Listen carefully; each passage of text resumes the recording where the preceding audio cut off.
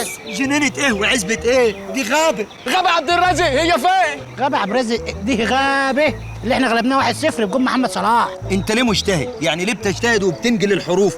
غابة النقطة تحت طلعتها فوق وخليتها غاني. بس يا اخوانا يا اخوانا دي غابة، ما تخلونيش اتغابى عليكم. طب وايه الغابة دي؟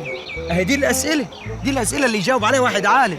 الغابة دي ما هي إلا مساحة أرض واسعة يتميز لونها باللون الأخضر، واللون الأخضر هنا راجع منبته إلى لون النبات الذي ينبت في تلك الأرض، فهناك من النبات ما هو شجر وما هو زرع وما هي جنينة. كده صح. بس أنا أول مرة أشوف نخلة بتطرح زلط. زلط إيه؟ أهو. أيوة صح، ده زلط. دي إيه ده جوز هند. ولقينا جوز هند. ده جوز هند؟ يستحيل يكون ده جوز هند. جوز الهند يا دكتور باشمهندس عربي، اسمع لعلك تستفيد. بيبقى ابيض صح. مبشور صح. بيبقى معاه زبيب وكوز ولوز وكاجو، وبناكله على السحلب عند عم شلبه في القهوة. عم سمحي شلبه. سمحي بس